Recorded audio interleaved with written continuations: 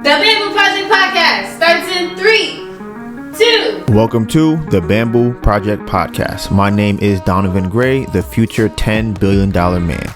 On the way to 10 billion, I decided I'm going to help create 1,000 millionaires, including myself.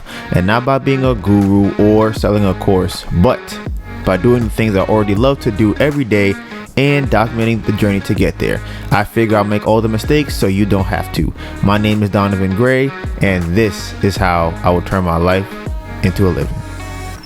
I'd like to start off by giving a shout out to all the people rocking with us and supporting the channel. We really appreciate you. We are currently streaming on all major streaming platforms such as Apple Podcasts, Spotify, Google Podcasts, Anchor. You name it, we on it. And if we're not on it, we about to be on it. For everyone listening to this podcast and not watching it, you can find us on YouTube at Thebambooproject. We have over 400 videos on our channel. Do you want to learn real estate? We got that. Do you want cooking tutorials inspired by Dr.Sebi? We got that. Do you want travel and lifestyle vlogs? Got it. Makeup and hair growth tutorials? Got it. Basketball? Got it. Turo? Got it. It's everything us. All the parts of the journey that don't make it to YouTube will be on our story. You can find me on Instagram at DonivanGray, DonivanGray, and my phenomenal, beautiful, amazing girlfriend, Anita Byrne, ANETABURN. The Bamboo Project is about turning your life into a living by making money off the things you already do every day. We made different playlists for all the things we are into, and you can find all of those links in the description box below. This may be your first time here, and if it is, welcome to the family. But for everyone else, this is chapter 3, page 126. Okay, this podcast has 4 different segments. We have the life update, episode playback, Donivans Questions, and the topic of the day. All video and audio timestamps will be in the description box below. Today's date is Tuesday, August 16th, and it is 2:18 p.m. Before we get into the life update, first of all, I'm exhausted. We had a very long weekend, which isn't really over because we're doing a podcast right now. And my son, Rock, is disturbing me as I try to do the podcast. Let me see. It's like I can't trust him. I'm looking at him like I feel like he was fine, and now he's like trying to find a noise to make. So before we get to the life update, we have screen time. You already know, if y'all knew, if I don't take advantage of my phone, then it is definitely taking advantage of me. And I say I'm working on it, which mentally I want to be working on it, but I'm not, because Melissa loves to say that I'm not working on my screen time. So we're gonna see what it was for this week. That looks better than it was before. Let's see what we got here. So last week I was on my phone for an average of 9 hours and 5 minutes per day. The week before that, it was 9 hours and 17 minutes. This week it has been 6 hours and 47 minutes per day. So that's down 25% from last week. It's only Tuesday though, but I have been on my phone for today I was on my phone very long. I was only on my phone for 3 hours, and it's 2:21 p.m. My most used app was YouTube for 23 hours and 43 minutes. Then it was Instagram for 16 hours and 41 minutes. And then Google Maps for 5 hours and 50 minutes. I picked up my phone on average 104 times a day. I think picking it up more than 100 is insane. And my first used app after pickup was Instagram, and then it was YouTube. And I had a 16% increase in notifications. That's kind of high. So those damn messages.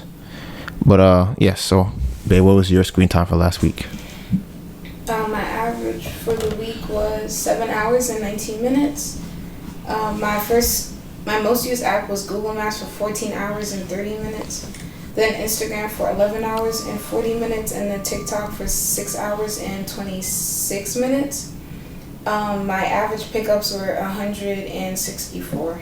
My most pickups was on Sunday for 240, and then my first app that I used after pickup was Instagram, 254 times. So, yeah. How long you spend on Instagram per day, or I guess on average? Let's call it 12 hours. half a day. I don't know if you could tell. I am definitely exhausted right now. Just mentally. We are finally probably on I would say, on the top of the hill of the house. Melissa and I had went out to Philadelphia this weekend to put up the fence.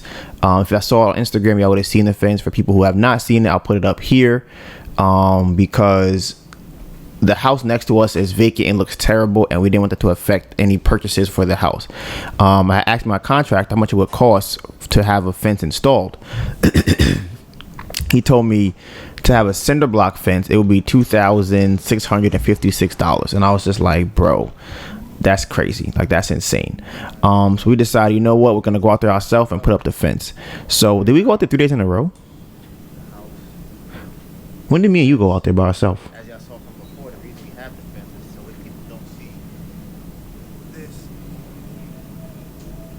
So there's that. You got the fence all the way down here. DIY fence from the Thebambooproject. Right. August 8th. Okay. All right. So that was a little while ago. So a week ago. So what happened was we went out there on Sunday because we decided to put up this fence. So my friend went out there with me. Shout out to him to help put up this fence. And we were out there. We left the house probably like 11, and we got to Philly maybe like 1:32, and we didn't leave until like 8:30. We did about 85% of the work there, just me, her, and him. And it was just, like I said, it was exhausting. I'm trying to mentally get myself and like just kind of, I guess, calibrated from over the weekend, and I won't fully be calibrated until I guess the podcast is done and I can actually take a deep breath. But yeah, I think that was probably the last thing we had to do for the house. I don't know if I said this in the last podcast, but the rain leader that was supposed to be put in the backyard was finally installed. So that was one of the reasons why we didn't pass our pre-inspection. So that's finally regulated and put in correctly. So the inspection is actually getting done today, and our agent is going to be having, or he might even go also tomorrow to have the pictures taken. So he had told me that it takes him about 2 days, maybe 3 days to get the pictures back. And then once he does that, he'll be able to list the house, publicly on MLS. So depending on exactly how that works out, I don't know if he counts the weekends in that, but tomorrow's Wednesday, and that means we have, so Thursday and Friday, maybe we'll get it back. If he counts the weekends, we might get it back then. Hopefully the house is listed by Monday. And then, like I said, I'm excited because that'll mean that the next podcast title will be The House is Listed, right? And the big thing about that for us is it allows us to finally like pass the baton on to our agent, and we're like more or less removed from it. Like, we don't really have to go out to Philly as much. We don't really have to try to coordinate a lot of things for the house to get done. We can kind of just put it over there and delegate someone else to handle that. So when we were, so this is what happened. So because we couldn't get it finished on Sunday because we had to go out there to Philly, we did not expect to have to rent a truck when we got out there. So we got out there. I wanted to put the fence on top of the car, but we were going to need a lot of fence, and it was going to be like 800 pounds on top of the car. And then we would have to have somebody like wrap it or tie it down to the car. Our car is not flat on the top, it's slanted, and it's like an antenna on the top. So it would have been difficult. And it was a 6x8 in terms of feet fence. So it would have been very difficult to get that fence from Lowe's to the house. So we decided to rent a truck, which turned out to be its own hassle of trying to get that, because different Lowe's were saying things like, we don't rent trucks. Mind you, I called a Lowe's, right? And the only reason I called that Lowe's because the other Lowe's, their truck was out of commission. So when I called this Lowe's, he told me that they're the only Lowe's in the whole state of Pennsylvania that actually has that rents trucks. And I'm just like, bro, that's insane, because I just talked to another Lowe's that rents a truck, but I didn't even say nothing to him just because it's like, I'm like, bro, obviously you just work here. You don't really know much about what's going on. But I do think it's funny that they also did not rent a truck to us because it was not working, or I think they said it wasn't working. But that's two loads that said that. And that reminds me of the McDonald's ice cream machine. I'm like, I feel like there's something else behind the reason why these trucks are not being rented out. Because the truck is sitting in the parking lot. I can see the truck. And I feel like if the truck wasn't working, you wouldn't leave it in the parking lot. And like, I don't think it's coincidence that we try to come get the truck and they're like, oh, you can't use it because there's something wrong with it. And every single time I've actually went to a Lowe's to ask, they always like, oh, the truck is out of commission or whatever the case might be. So I'm like, you know what? I think there's something funny going on with the Lowe's trucks. So we ended up going to Home Depot to get the truck. We rented the truck, drove to the house with the fences in the back, and that was on Sunday. So because we had to get the truck back in time, we put up as much fence as we could, and then took the truck back, which was a whole, there was, bruh. As I'm telling the story, I just remember something else. When I was parking this big, giant flatbed truck, right? Melissa was outside and my friend was outside making sure I didn't hit anybody's car. So someone had went out the window and they were like, hey, watch out for my car. So my friend gave them a thumbs up. So that's before we actually went inside the house. So we leave the house and I have my friend outside making sure I don't hit anybody's car again. So I get out of the parking spot, and if y'all know about Philly parking, it's super tight, and almost like every time we go there, we have to park on the sidewalk. So I leave the parking spot, we're driving down the block, and some lady's like, oh, you hit the car, I saw you hit the car. And I'm like, what are you talking about? I thought she was joking. I'm like, I didn't hit anybody's car. So she runs down the block, and I'm like, bruh, I'm like, she obviously is joking. So at this time, we're trying to rush back to Home Depot to get the truck there by 8 o'clock. Because if we don't get it there by 8, we have to return it and keep it and wait till the next morning to return the truck, which we are not going to do. And probably pay more money for it.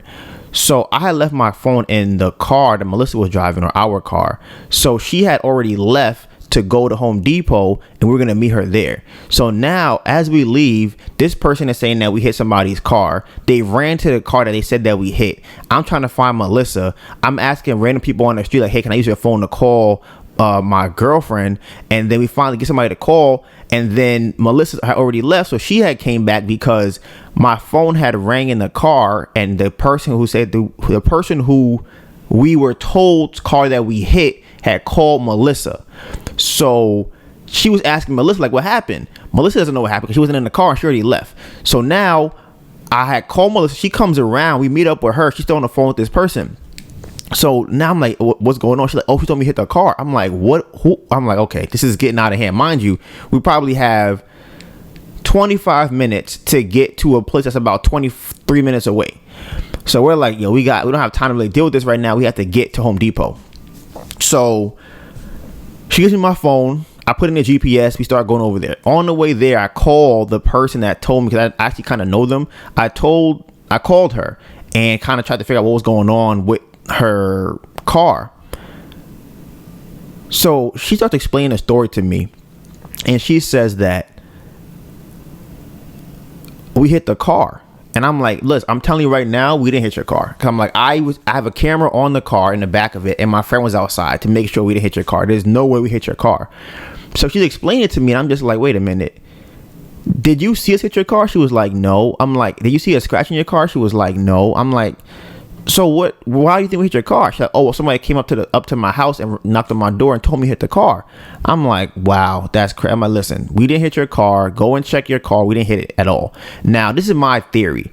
I think the person that said that may have been on drugs. That's what I think. And honestly, I think we've kind of had a problem with her before.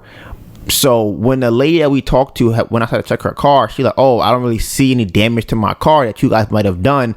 I do have like a little bump here, but I don't think that was you guys that did that. I think I already had that here. So we were just like, all right. So mind you, this is happening while we're trying to drive to get to a location that's 25 minutes away, and it's a 23-minute drive. And it's like, we don't want to have to get there late to figure out like, oh man, we can't drop the stuff off. And we had bought extra fence. So we had to return the fence, and we had to return the truck.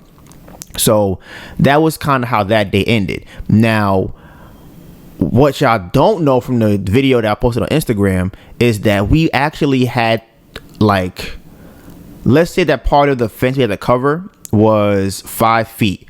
We had an extra 3 feet of fence on it because the thing that we bought was 8 feet. So the next day, we're like, you know what? We're going to buy a saw to cut off the extra fence and then put it on the other part of the house that could use the fence. Like I said, you'll probably see it in the video. So we went back there the next day, which would be Monday. So me and Melissa drove back out there. We had to go we had to buy a saw. We had to, did we buy anything else? We got something else. Just a saw. So we just got the saw. I feel like we went, what else? Why were we Home Depot for so long? Because we have to return something. Oh, right. So the day before on Sunday, when we got there, they said that they don't process returns after 8 o'clock. So he allowed us to leave the fence there that we didn't need. And he gave us like a little card that he wrote on the manager and said, okay, you know what? When you guys come back tomorrow, or if you guys come back tomorrow, we could try and solve this and have you guys return it that way. So that ended up working out in our best interest, but we were still there in Home Depot for mad long. Right. So like I said, that was our weekend, and the fence is up. The inspection is today. I have to double check. Let me just text him right now. So yeah, so like I said, it was a very just long. They were just long days. They were just very, very long days. But like I said, we can finally put that. So far, seems like put that on the other side of us, put it behind us, and just kind of let the guy take care of that. So yesterday on the way back from Philadelphia, Melissa and I were having this conversation about what our next things would be. Bro, I thought you said he's gonna get the house numbers. Okay, so I'm texting my contractor. So I don't know if an inspection is happening today, and the reason that is because to do an inspection you have to have the numbers on the outside of your house. He had texted me and said I can use something temporary for the house for now to pass the inspection. I told him that's fine. I just texted him right now and I said, what time is the inspection? He said, like I said, I can't schedule inspection without the house numbers. I asked you about it a few times. I'm like, I thought you said you had something temporary. He said you didn't okay it. I'm like, bro, I told you that was fine. I'm like, oh man, like I said, so that's just annoying. So I don't know what's gonna be the update with that. What's gonna go on with that? Oh, that's just stupid. I hope it's like doesn't take long to schedule inspection. That is so dumb.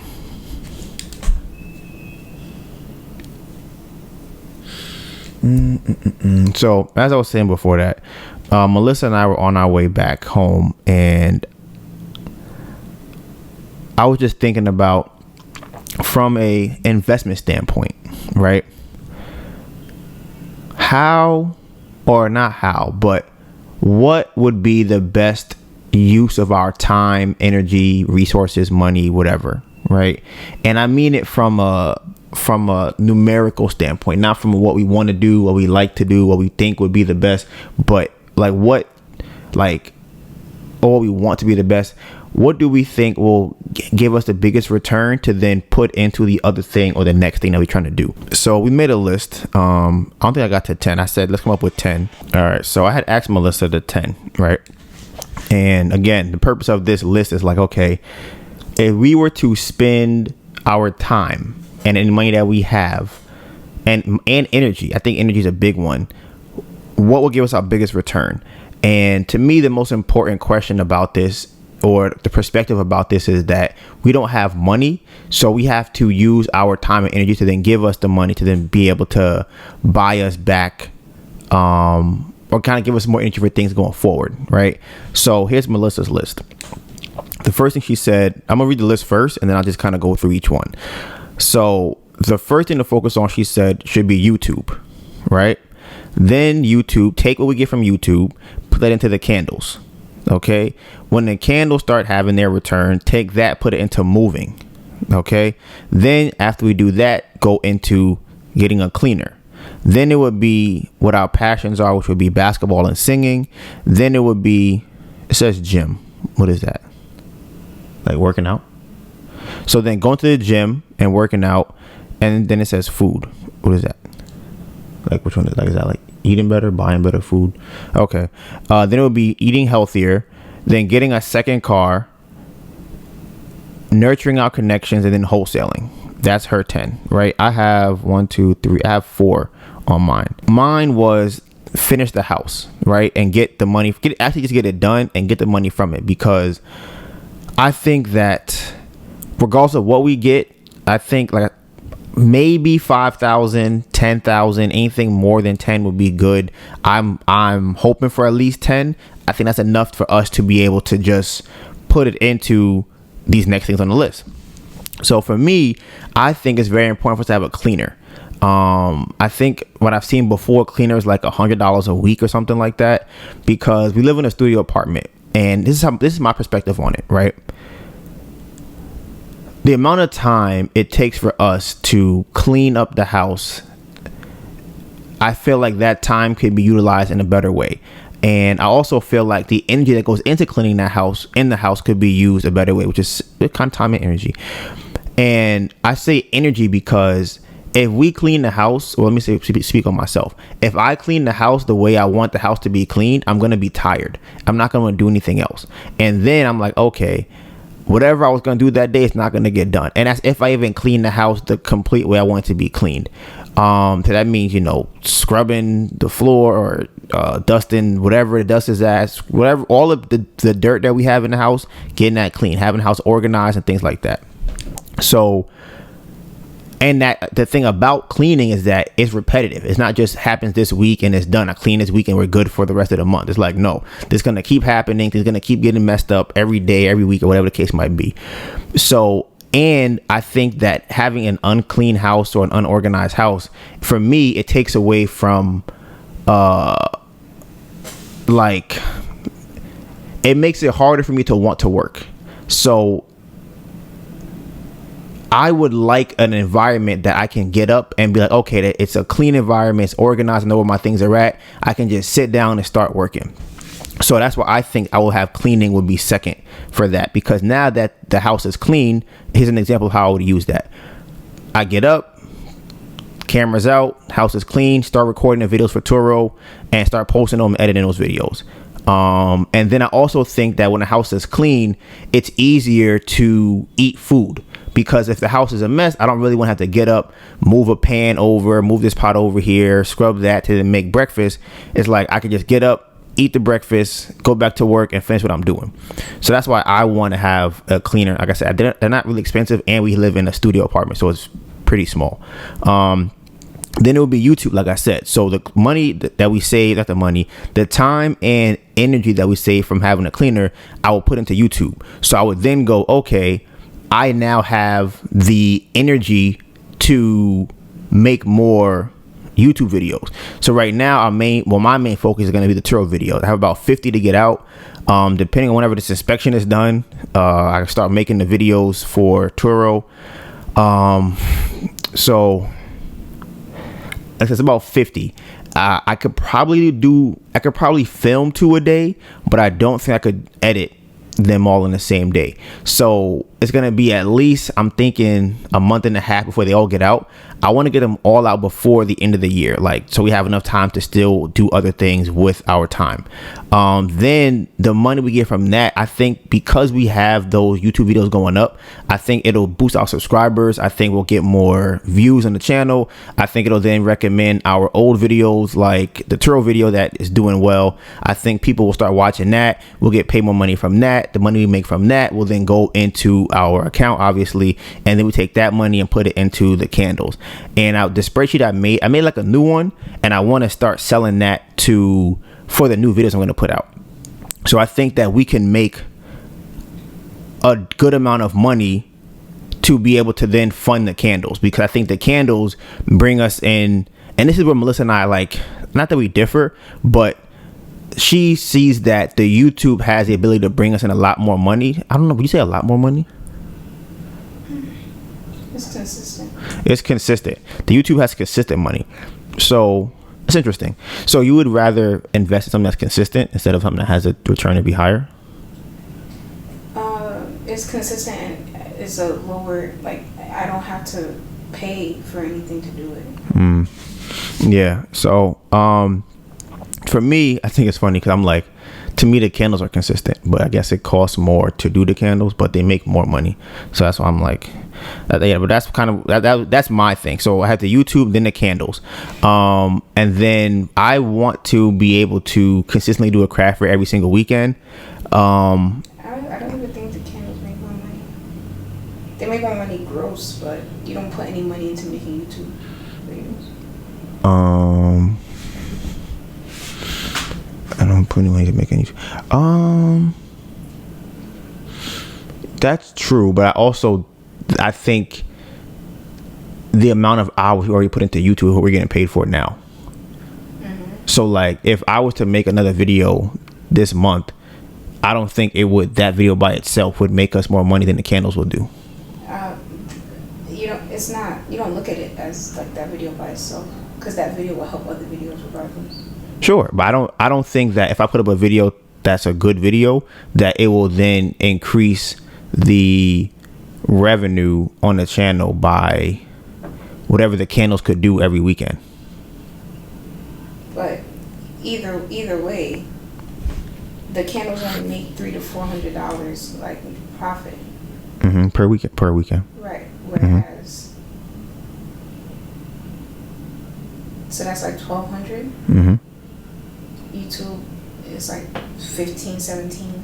That's still profit. That's all profit. But that's not. We're talking about from now though. That's from old videos. That doesn't matter. It does matter. It doesn't matter because the old videos will be there regardless.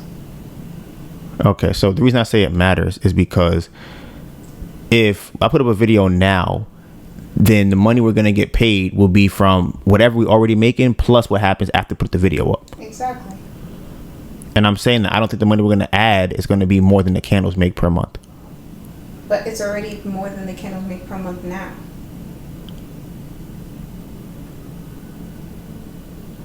Okay, but we put more energy and money into the YouTube. What do you mean? We've been making videos for 3 years. We had to buy equipment. We had to buy a laptop, all type of stuff for the YouTube channel. Do you think you spent more money on the YouTube or more money with the candles? I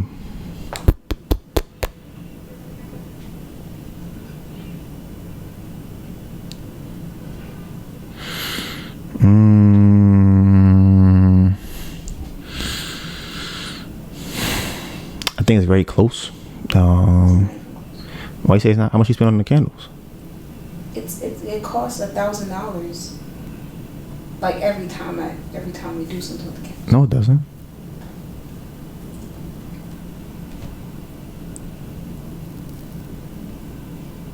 We've spent way over $4,000 on the candles. Way over 4,000. So what number is way over 4,000? Probably like close to 7 or 8. Okay. How much? What video did you post on YouTube that said I spent X amount of dollars on YouTube? We probably spent like, because I don't think we spent a whole like 10,000 or anything like that on YouTube. Well, what I'm saying, the video you posted about buying stuff for YouTube, how much money was that? Wasn't that like, it was like 4, 6, or 7,000? I don't know the exact number. But either way, we still spent way more on the candles than we have on the YouTube channel. You said we spent 7,000 on our YouTube channel in 2021. Mm-hmm. And we haven't bought anything since then.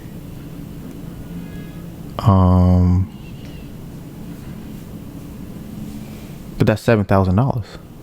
And I'm saying that we spent more than that on the candles. But something like you said we spent 4. What do you mean? No. We spent over 4? Yes. Right. Like what? I said like 8, 7, 8. So that's close. That's what I said. It's not that far off. And we put way more time. But we put way more time into YouTube. But you don't have to put money into doing the candles. Like, how much for you to make the 12 videos that you want to make? How much money do you have to spend to make that? Not a lot of nothing really. Nothing. How much money do you have to spend to do a craft fair? Like, I don't know if it's $300 to $500. It can't be $300. Why not? And it can't be $500. Why not? Because to rent the space alone is $300. Are you talking about what the cost of the candles? Probably like 11, 12. But like I said, one buying all the inventory for one craft fair gets you like 2 or 3 craft fairs. I still have to buy but I still have to buy stuff for every craft fair. Mm-hmm. Right. So yeah, how much you spend on a craft fair? That's why I'm like, what? If that's like, if we wanted to do one craft fair a month, not one craft fair a month, do a craft fair every weekend for a month, that's $5,000 at least. Mm-hmm. And I don't know if that includes wax. Okay. That is way more than you would spend on YouTube. Okay, how much money would we make off of that $5,000? Probably. So when I do the math, it's 6,000. Mm-hmm. So yeah. So we would make 11 and keep 6. What do you mean make 11 and keep 6? We spend 5,000. You said we're gonna make only what, 6,000? But we're making back the money we already spent. What do you mean? It costs 5, right? And then we do the craft fair. How much money are we making? Gross is 6,000. We do 1,500 a weekend. So how it costs us 5,000 to do a craft fair? It's probably less than that, maybe. But so where'd you get 5,000 from? I thought we talked about it before. That might have been something else. We might have been talking about doing it for a week straight. That's doing it right. So then it probably costs about 3,000. Okay, so then we would make. How much do you think we would profit from that? If it cost 3,000 to make, sure. And then how much do we get back? I think 3,000. So we make 3,000. Yes, our profit. I think our profit margins are about half, right? It's 50%. But so then it would be 3,000. Okay, so we would do 8 craft fairs and make $3,000. Mm-hmm. How many videos or do we have to get $3,000 on top of what we're making right now from YouTube? How many views do we need for that? But that's not. I don't know. Okay, I mean, when I'm asking the question, I mean it would be double what it would be double what we're getting right now on top of what we're getting. So we'd have to almost triple our views or quadruple our views to make the amount of money the candles make. But the thing is, the candles are very linear. What does that mean? That it's linear, as in you put in 3,000, you get 3,000 out. YouTube does not work the same way, and that's why I can't say how much we would gain from posting videos more consistently, because I think YouTube is more exponential. So it could not change at all. It could be the same thing that we were been making this whole time. It could go up a lot, because posting videos in general will boost your old videos too. Mm-hmm. So that's where I'm coming from. Right. Now, what I'm saying is that I don't think that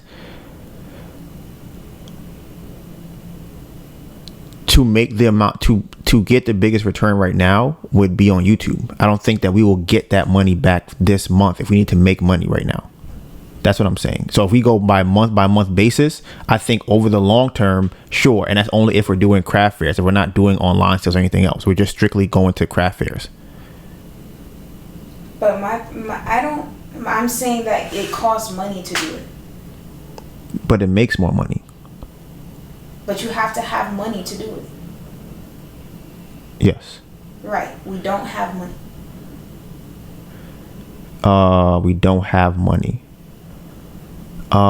We make enough money to do a craft fair.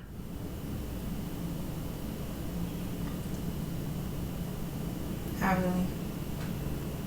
Not really. Okay. Why do you say that? We don't. Like, it's not enough to run things smoothly. No. Because we have to put the money in other places, so we don't have enough money to do craft fairs. Okay. How have we been doing craft fairs? From loans. So we could do that also for the craft fair. But that's still not enough money, because we have to pay the people back. But my thing is, how have we been doing craft fairs this whole time if we don't have any money to do craft fairs?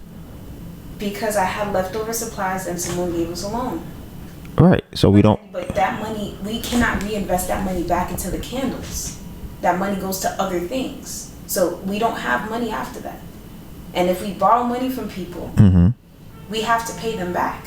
Mm-hmm. So that is still not enough money. That's a deficit that we're working from. It's not a deficit because we're making profit on top of the money that we borrowed. Not much. But that's not a deficit. I borrow 1,000 to make 1,500. I'm not at a deficit. But that's not enough to do another craft fair. If we borrow 1,000 again, do another craft fair, we could do another craft fair and then get another 500 from that, and we could just keep doing that until we have enough money to do it ourselves. But you're still spending the extra profit on other things that's not the candles. It's not sitting somewhere and being saved. So that's okay.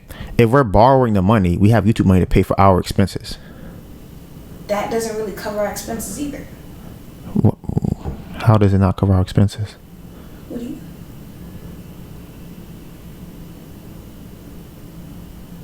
It doesn't. How not? What expenses do we have? Food. Okay. Maybe the car, like gas. Okay.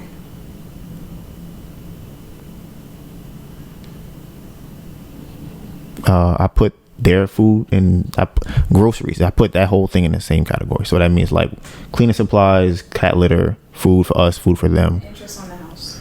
That's an expense that we have. Our insurance is also an expense that we have. Okay. I'm operating under the guise of that we don't have those. But we have them. Okay. Okay. If we borrow $1,000, right, and we do a craft fair, and we make $300, I think that. Yeah. Okay. So this is how I look. This is my thing. Is I don't think that we would make enough money fast enough for YouTube to pay off what we have to pay off. That's how I'm looking at it. I'm not looking at speed. But then, how are we going to afford stuff? We can't. I'm looking at consistency. Okay, but I'm talking about if we have to pay the interest payment, right? And we have other bills throughout the month. Those bills are here now. We have to pay for food. Right, and we don't really have the money now. Why are you saying that? Because it's like, I don't know why you're saying that. Because I'm talking about we need to be able to make money to pay for our food next week. And we get a check every single month that we could make like a higher amount. But it's going to the interest payment. Right. So if we make it a higher amount, we can have some left over. Right. So that's what I'm saying. Is if I post a video right now on what the tutorial video I'm going to post, I don't think they're going to boost our channel hundreds of dollars this month. That doesn't matter. It does matter. Because we still have to eat next week. So my thing is, okay, so in your scenario, how do we eat next week? If we don't have no money right now, how do we eat next week? How can we do a craft fair next week if we don't have money right now? We can borrow the money to do the craft fair. So we can borrow money to eat. But we can't pay the money back because we're not making the money off of that. I mean, but I'm not saying that we don't do craft fairs. That's not what I'm saying. But I'm saying that to invest our energy in, I think that it's important to invest into YouTube because it doesn't take any money to do, and the amount of money that we could get from it could be a lot, and it's consistent. Do you think the candles are not consistent? I did not say it's not consistent. Okay, so I think it costs a lot of money to do. I think it's a lot of variables to do, to have to deal with, especially ordering things on a I need them basis, as opposed to having enough money to order things in bulk. Like, it's hard. Okay, so let me ask you this: would you rather borrow money Would you rather borrow money for us to pay our living expenses for 3 months, or would you rather borrow money to pay for craft fairs for 3 months? The craft fairs. Okay, why is that? Because it makes more money. But that's what I'm saying. Because you're saying if you are saying that YouTube will make us enough money to pay people back, we can borrow that money and pay them back from YouTube money. What? If you're saying that investing it into YouTube will give us a bigger return, invest in what into YouTube? Our time and energy into YouTube will give us a bigger return, then we can borrow money to pay for our living expenses, focus on YouTube and pay them back. Why would you set it up like that? What do you mean? Like, I don't really understand what do you hear me saying? that you think. I'm not saying that you have to choose one or the other. You're saying which one you would do first. Right. And I'm saying I would do the candles first. Okay. You're saying you would do YouTube first. And I'm saying I'll do the candles first because we need money now. Right. And I said I would do YouTube first because the money is consistent. If I can increase the money that I'm getting consistently, that to me, I would rather put more energy into doing that because I'm already getting the money. Okay, but you're saying consistent. The candles are also consistent. Okay, but I have to put money into the candles to do them. Okay, so there's a lot more variables that go with the candles than with YouTube. So here's a trade-off with the candles and YouTube. The YouTube, there is less variables and less money to put into it, right? But you're gonna make less money. Maybe, sure. And then with the candles, you have to put more money into it, but you're gonna make more money. Oh, sure. Okay. But that's where the crossroads is at. That doesn't, like I said, the consistency is more important to me than the amount of money that I'm getting. Are you saying consistency? So you're saying candles are not consistent? I am not saying that the candles are not consistent. Okay, but so then I do not go outside to make the candles, no money is coming from that. So maybe it's not consistent. I would say it's not consistent. Because if I don't have the money, I can't do it. It doesn't matter if I have the money. The money is coming in from YouTube.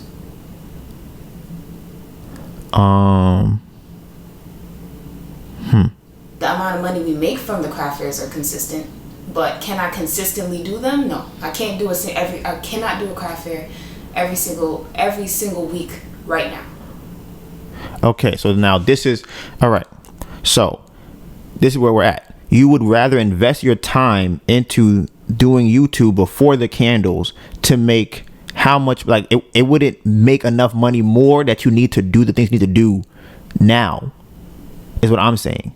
So if you would invest into the YouTube and start making videos, I think those videos might make us an extra $3. If I had all the money in the world to do the candles, yes, I would put that first, but I don't have it. Every time we do a craft fair, the money has to come from one craft fair to go to the other craft fair. So how much money are we borrowing from people?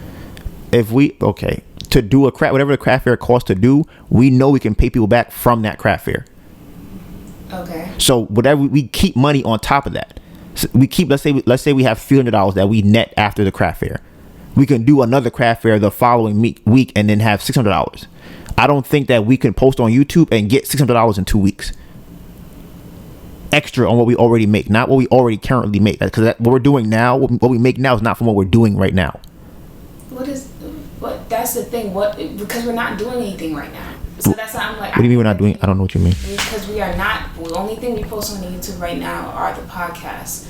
I think that if we posted more videos, that would increase the amount of money that we make. I cannot tell you the number that it would increase because I think you view it as if I post this one video should make us X amount of dollars. It doesn't necessarily work like that. If I post this one video, YouTube will still show my past videos to people. So it works kind of like not an ecosystem, but it works collectively. It benefits the channel as a whole. And that's why I think we would have the potential to make a lot more money from doing YouTube if we post more videos. But I cannot give you a monetary number of what that would be.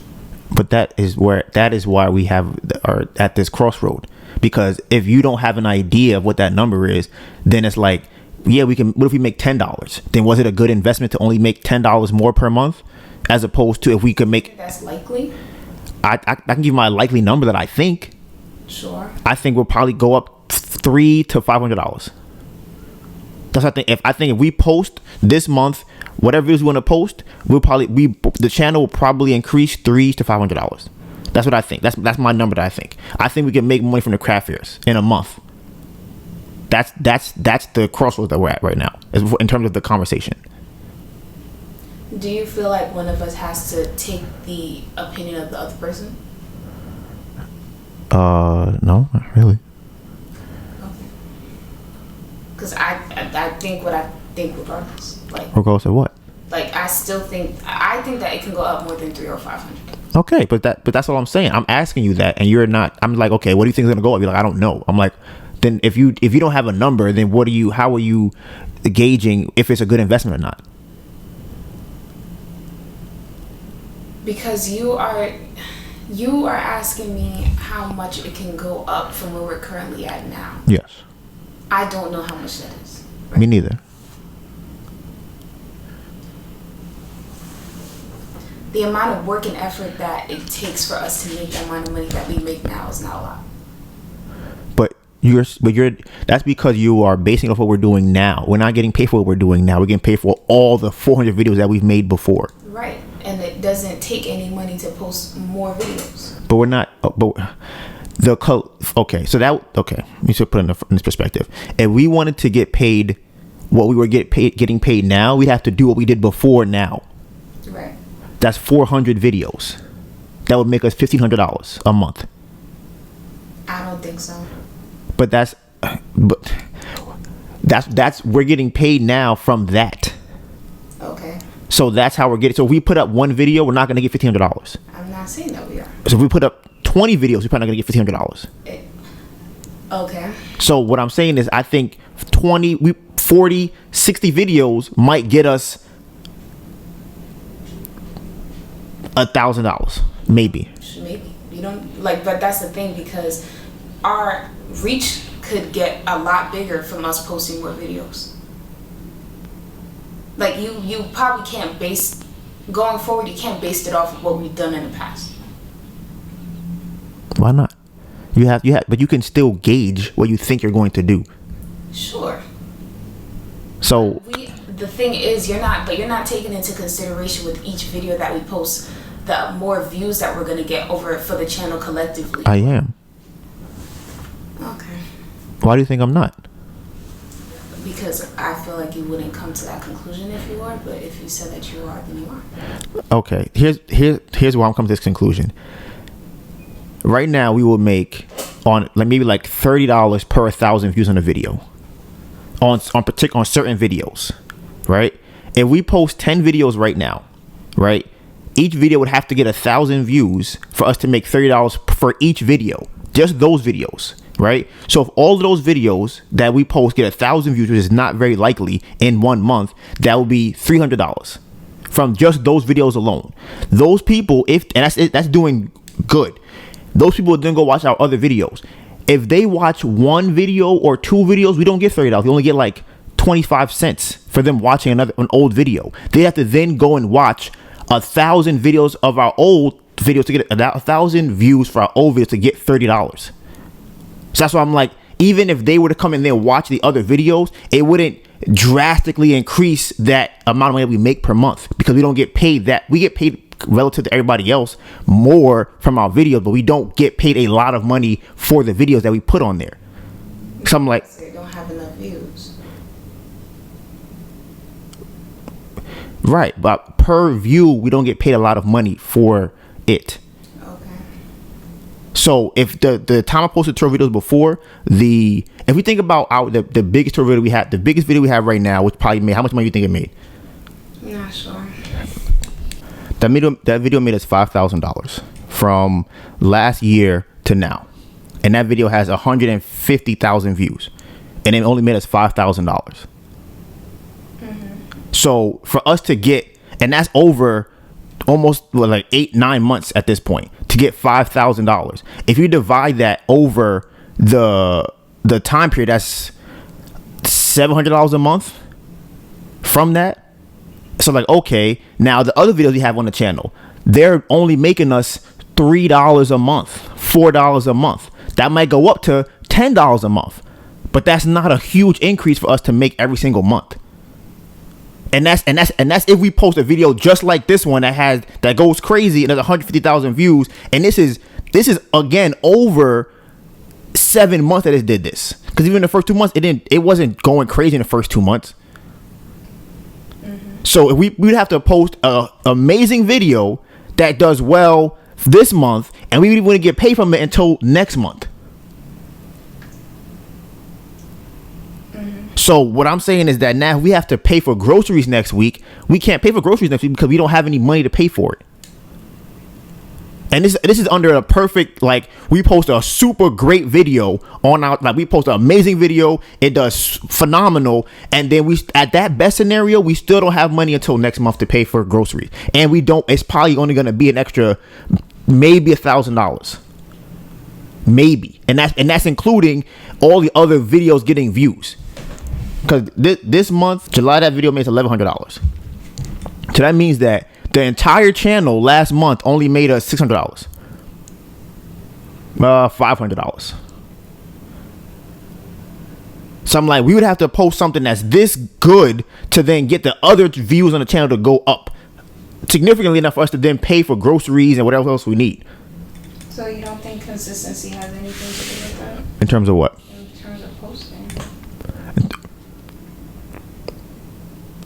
Like getting more views, your stuff, you mean? Yeah, I think it plays a part into it. I'm not saying it doesn't. I'm saying how much. It's not yes or no. It's how much. Consistency definitely plays a role in it.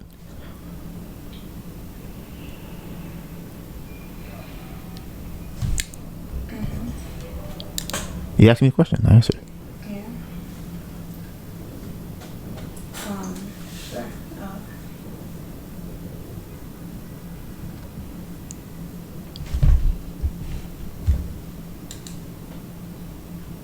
What do you think I'm saying? What do you feel like I'm saying? I don't know why you.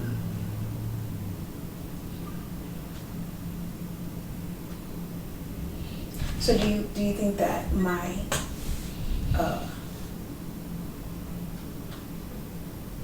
do you think that I'm wrong?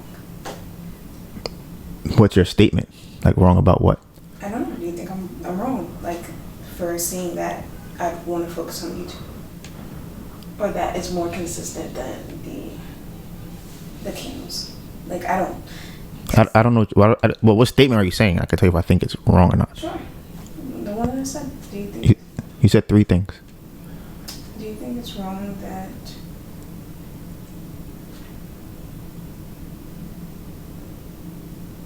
I think we should focus on YouTube? I think it's wrong that we should focus on YouTube. I disagree. I think for our circumstance, the candles would consistently make us enough money to pay for our bills. Okay. I'm trying to figure out what is bothering you. Because I feel like you're. I don't.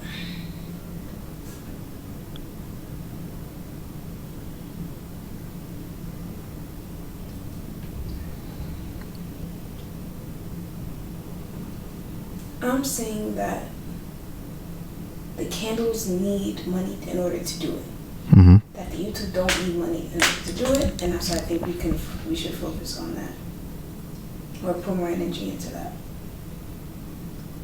You disagree because of the reasons that you disagree. So I don't know what you want me to say to that, because I cannot give you a compelling argument for you to change your mind if that's what you want me to do. That's just what I think. I don't know if I mean, that makes it difficult for me to have a conversation then, because it's not about changing your mind. It's about understanding why you think what you think. I already explained myself. But that's why I'm giving you variables. Like, okay, if you take this into account, how does that do that? Because if I'm asking with scenarios in which that it won't work, and it's like the YouTube isn't, because you want me to put into, I guess, numbers how much more money that we make. But even then, if we make an additional $300 to $500, that's more than we make profit with the candles. But I disagree with that. But that's but if we make $300 from the craft fair, how is it more than? Because if you do 300 times 4, that's $1,200 profit. Yes, Mm-hmm. Make more than $1,200 profit on YouTube. But you're. This is my thing. Why are you taking into account what we did before? Because it doesn't go away. Okay, so then we're starting over with just one video, and the 400 other videos disappear. All of that money is profit. Okay, so then what happens if we go to the craft fairs and get a bunch of orders online next month? Does that count? It hasn't happened. Well, neither has us making a bunch of money either. It's likely for us to make a $300 to $500 additionally on YouTube. Yes, I agree. Right. So. But you're saying $300 to $500 additionally. Right, because the numbers that you give because you can't underwhelm the YouTube channel and then try to overwhelm the candles. I'm not doing that. But you are, because you're like, we're not going to make money we're only going to make $1, $2 off of a video, 25 cents. You don't know that. The same way that you don't know if we're going to make a whole bunch of orders off the candles. I don't know either one of those. Exactly. So that means that you take what you do know and then come to a decision about that. But that's fine. I'm saying just don't bring that into whatever it is that you're saying. That's how you come up with a conclusion to do something. But that's what I'm trying to figure out. Why does that bother you? Because you only say it for the things that will benefit you. Like, you don't do it like you don't say, oh, but we could also make an additional $1,000 off of the YouTube, or like vice versa with the candles. You only say it in the things that's positive to whatever it is that you're saying. But if I say that, then it's like, oh, that's not grounded in anything. That's fine. What you're saying right now is not grounded in anything either. So that's what I'm saying, to just scratch from the record. Why is it not grounded in anything? I'm giving the YouTube. I got a whole bunch of orders from the craft fair before online. I'm talking about the YouTube growth. The number that I gave you are based off of what I see on the channel. Okay. So that's why I'm like, okay, if we do this amount of views next month, we may make this amount of money. I'm saying that the orders, we have not gotten a whole bunch of orders from doing craft fairs before. Sure, but okay, what I'm saying is that best case scenario on YouTube, if we have a video like the one we did for Turo that makes $5,000 over 8 months. That's what I'm saying. So it's like, okay, if that's the highest that we've done right now, okay, what will be more than that? We could probably make we would have to make another video like that, or multiple videos like that. And to me, that's unlikely. That's what I'm looking at. I'm like, you know that video was going to be that when you made it? I knew it was going to be good, not that good. So then how can you say that for the other videos that we make? Because the videos that I've posted, other Turo videos similar to the one we're going to post later. So I'm basing it off of those videos that we already posted. And I'm like, okay, if the highest video from before, in terms of the one that I've already done, is 1,000 or 2,000 views, I think maybe like 3. I'm like, okay, let's say that one goes to 10. That's higher than I'm expecting it to be, because I'm expecting it to be like 3 at a high end. Already is 3. I'm like, if it exceeds my expectation, it will be at like 10,000. But I don't think it'll do 10,000 in a month, because those videos didn't do 10,000 a month. They did 4,000 over 8 months. Which videos? The other Turo videos, the other ones that are like the one I'm going to post now. But those are niche videos. So I don't think you can have that it makes sense for you to not expect them to do very high, because they're specific to the markets that you're talking about. Right. So, but that's what I'm basing my numbers off of. But that's not the only videos that I'm focused on posting. Okay, so fine. What videos are you thinking about posting, and then what expectation do you have for those videos? I don't know why I feel like I'm upsetting you. I don't know why that is. I don't operate in the same way as you.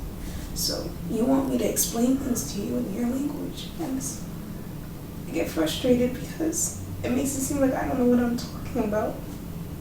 But I just can't explain it the same way that you do.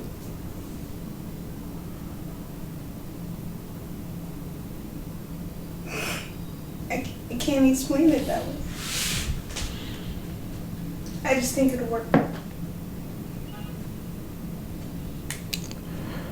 Okay. Do you think that I think it won't work? I don't get your question. Do you think that I think what you're saying will not work? No. Okay.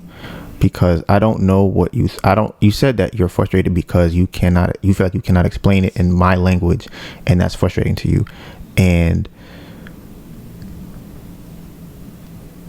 I don't know if you know what I'm saying.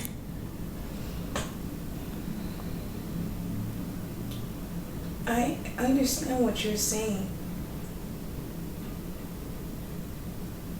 What am I supposed to say to what you're saying? Am I supposed to say, oh, you know what? I hear that. I changed my mind. I don't think YouTube is going to work. No, I'm not asking you to say that. But this is how it reads to me, is that... So I'm asking you why you think what you think, and you're saying you just have a feeling it's going to work. So it's like, sure, if that to me is just like, okay, then I can't really talk anymore. It's like, okay, then just don't say anything. Because if I ask you why, you're like, I don't have a reason. I just think it's going to work. It's like, okay, all right. And it's like, and then, like I said, my thing would be, yeah. I gave you a reason. You just keep pushing on it. So it's like you want me to say that whatever I'm saying is not correct. No, I don't want you to say that. Then why are you pushing on it? Because I'm asking you to weigh what you're saying versus what I'm saying. Because you're saying that YouTube's going to make us money. I'm like, I agree with you. How do we pay for food next week is what I'm asking you. But you can't pay for food next week with the candles either. But if we borrow $1,000, we can pay for the candles, pay the person back, and pay for food. If we borrow $1,000, we cannot pay the person back from YouTube. You want me to talk about YouTube and not put in the amount of money that we make now from YouTube into consideration. You want me to talk about solely the amount on top of what we make now that is going to increase for the YouTube channel. That's what you want me to say. Yes. I cannot tell you how much money over what we make now is going to add on to it. But what I'm saying is the amount of money that we make now from YouTube profit is more than the profit that we would make on the candles. Okay, and this is why when I bring my thing to you, I'm asking you, if you was to put in how many hours of work we put in to make the money we make now from YouTube, how many hours would you say that is? I don't know. Over 500 hours, because we have 400 videos.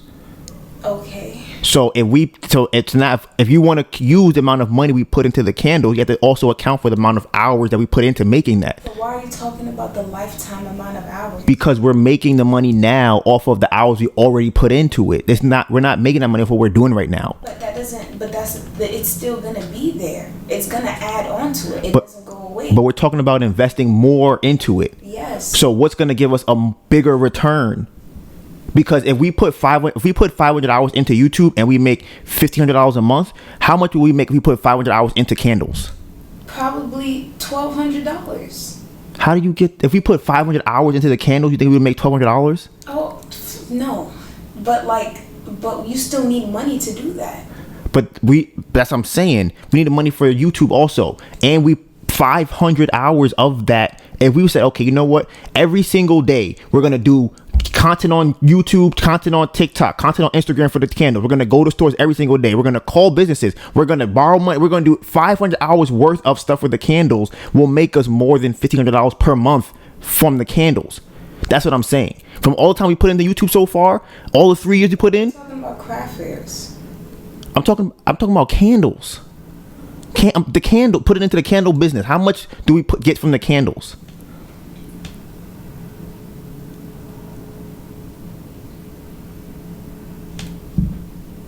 That's why I think that it's a better investment. No, but I'm not saying that it's not. That's why I'm like, I don't know why I couldn't just give my opinion and that be that. Why do you want to, yeah. Why do I want to ask you? Okay. I mean, guys, this is how I look at it. If you give me an opinion, I ask you why you think your opinion is that. And it sounds like you want me to just take that and go, okay, that's fine. It's my opinion and it's what I think.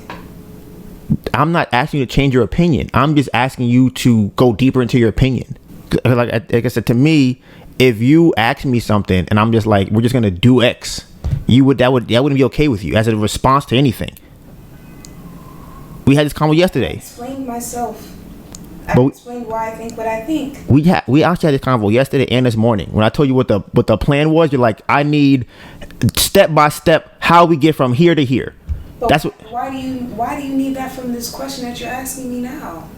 Why do I need it? It's because we're having a conversation. So I'm asking you.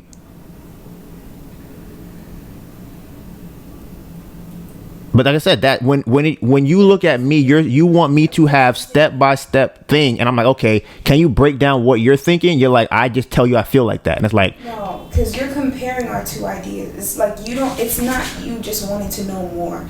It's more so that you want to prove that your idea is better.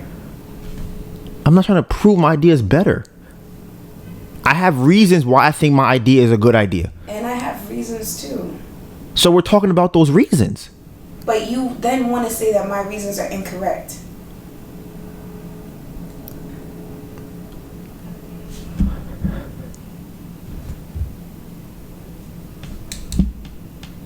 If you present something to me and I go, I disagree with that. And I go, this is why I disagree with it. You're saying I shouldn't have a reason why I disagree with what you're saying? You sit down, we're gonna make $1 million by next month on YouTube. I'm like, I don't see how we're gonna do that. I'll say, I don't know. Can you explain to me how we're gonna do that? You'll say, I can't tell you how. I'm like, okay, what do I do with that? If you have a reason why, I'm like, sure. Let me hear what your reason is. If you think we can make X amount of money or whatever money we're gonna make from YouTube to fund our life, please include me. I would love to make the money too to pay for our stuff on YouTube. I didn't think about it that deeply. I just thought it would work. So probably the problem. But my thing is, I don't have an issue with that part. But my thing is why. I feel you are bothered by it. So I'm like, that's the part that bothers me. Because I'm like, okay, if you said to me, I think about that deeply, I just think that it will work. Okay. Yeah. Okay. All right. Are you finished talking about it? I think that when you disagree with things, you make it sound like the other person is being ridiculous. And that doesn't feel good.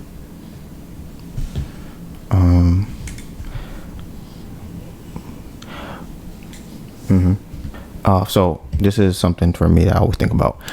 When someone says something, you can either agree, disagree, or ask them a question. And the fourth option is to just do nothing at all. In any scenario that a person says something to you.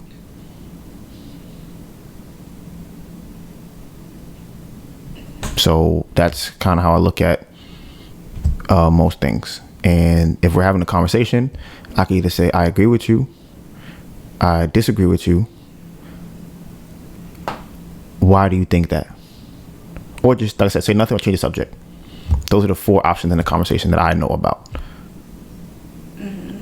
So we're having a conversation. I could just be like, okay, yeah, I agree with you, which would be lying to myself because I don't agree with you. I could disagree with you and then say nothing and say, okay, I disagree. Or I could ask you a question about why you think what you think. To me, I think ask the question is the most neutral because you can explain why you think what you think. And then I can understand why you say why you think what you think. Or I could just go, oh, okay, and just completely ignore everything you said and just talk about something else. If I disagree with you, that offends you. If I ask you a question about it, that bothers you. If I ignore it, I think that might also bother you. So the only thing left to go, okay, I think what you're saying is true. Okay, you might be better with me going, okay, and then just like going to something else. So that would be, like I said, between that or agreeing with you are the only options I feel like you would be, that would suffice. So you can't see at all, like, why I think, what I think about the YouTube? You think it's completely a bad idea? No. So then why are you responding to me like that? Like what? Like it doesn't make sense at all what I'm saying. You can see, like, okay, I can see that part, but I just don't think that I don't think that's the best way to go about it. I did that. But you didn't, because you keep pushing on.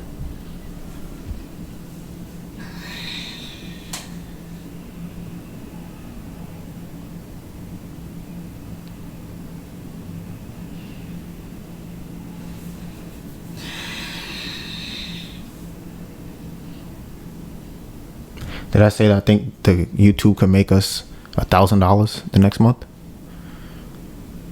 Mm-hmm. Did I say that, or did you hear me say that I think YouTube could make us $1,000 next month? Total? Extra. You said 3 to 5. Okay.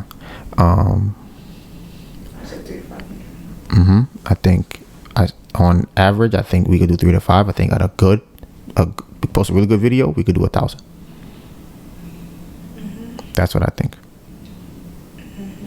I think that is less than the candles. That is where you seem to be upset. But when I say that. What do you mean upset? That seems to bother you. Because you're not looking at it from the same perspective as I am. And then when I say, because you say that, right? But then when I say that all of it is in profit, or that we have to have money in order to do the craft fairs, then it's like, oh, but the amount of videos that we have up is the amount of time that we had to put into it over the lifetime of it, not what we had to do now to maintain it. So it's just like, I'm not trying to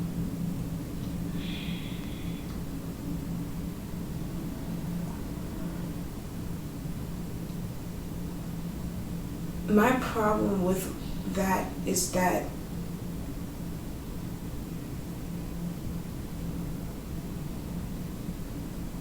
I'm not looking at the amount of money that we make gross from the candles. I'm looking for the amount of money that we make profit. And the amount that we make profit on candles is more than the amount that we make on YouTube. And that's how I came up with what I came up with. The more we make on candles more than YouTube? Profit. The YouTube makes more than the candles profit. Yes, that's all I'm saying. So why would I not increase that? That's my thought process. Then you're like, well, it's not worth increasing. It's not saying that. Did not say that. That's what it's boiling down to. No, that's how you are hearing what I'm saying. I'm not saying that. Then what are you saying? I'm saying that the amount of money that we can make on YouTube is less than the amount we'll make with the candles if we put the same amount of time into both over the next month. What time are you talking about? Whatever amount of time we need to put into the YouTube, whatever amount of videos you're talking about editing or posting or recording, if we take that time and put that into making reels for the candles or doing whatever else for the candles, I think that it will make us more money now so that we can then focus on YouTube. But like I said, I thought you were talking about craft fairs specifically, because that's where we make the bulk of our money from. We can't really monetize the things that we don't make money from. Like with you saying that reels and the businesses and stuff like that, that's like me saying that a video is gonna hit 10,000 views in a month and we're gonna make $1 billion off it. I think that's unrealistic. You think what's unrealistic? The example you just gave. Yes, it's an exaggerated example. Right, but I think that for the candles, I think if we put it into I think if we put 30 hours a week into the candles, I think we can get 10 sales a month from the candles. Okay. That's what I think. So what is that? What is that number? What do you mean? What is it? 10 sales a month. What number is that? Like how much money? Yes. Like $500. So how much different from that is YouTube? And then out of the 500, that's not all profit. Right. That's also not including other stuff. What other stuff? The craft fair, or selling it to a business. But so the only thing that we have data on is the craft fairs. We can't speak about the things that we don't have data on. And that's where I'm coming from, because you apply that logic to the YouTube, but you don't apply it to your own explanations that you give me, and that's what my issue is. Okay. What I was saying is that I know how much money we can make from the craft fairs. I don't know how much we can make from everything else, but I know we can make something. So we can also make something off of YouTube. Yes, and I accounted for that. I'm saying that at the base level, we could make more money from the candles than from YouTube over the next 30 to 60 days. Profit?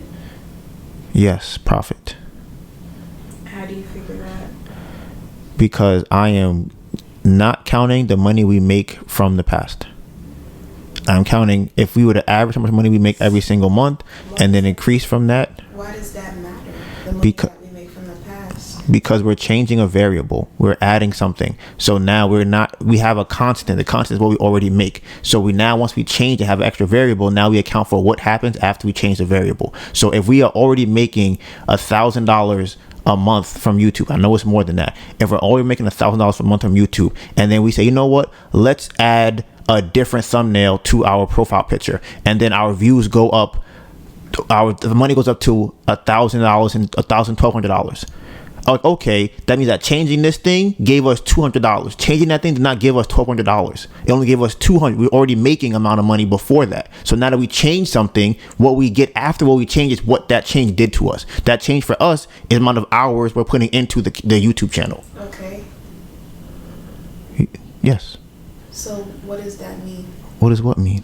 You're saying that if we change something, we're only gonna make $100-$200. No, that you talk about in the example I gave you. Yes, that's the example. Yes. Right. Mm-hmm. But that's why I'm not counting. Example. But that's why I'm not counting the money that before that is what I'm saying. That example I gave was to show you why I'm not counting the first 1,000. I'm only counting the 200.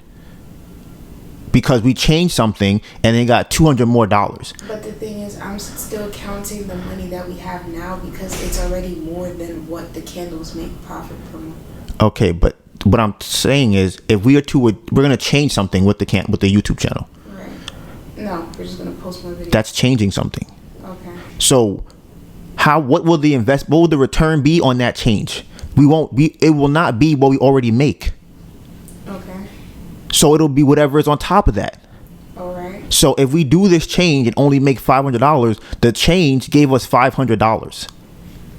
So I'm not counting the $1,500. If we were to then change how we do the candles, how much we make from the candles? The candles are still not making as much, like.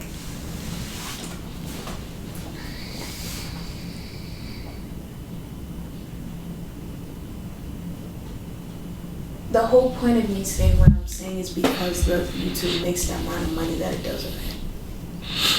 Mm-hmm. So I want to increase the amount that it makes currently. Like, I'm not taking that out of consideration in what I'm saying. And what you're saying, you want me to take that out of consideration, even though the candles currently don't make more than the YouTube does. Say that again? You want me to not put into consideration how much money the YouTube makes a month currently. Mm-hmm. You want me to only focus on how much money we can add on it afterwards. Mm-hmm. But the thing is, that's a variable that I cannot speak to. I can't say how much is gonna come in after that. But it's already making more than the candles with less effort and less money. But that's why when you say that. That's why I disagree, because we put in the work already. But that's the thing. I'm not looking at how much work we put into the past. But you can't not count that. You can't say, oh, we make $1,500 a month just because we do. We make it because of what we've already done. So same thing with the candles. What do you mean? We already put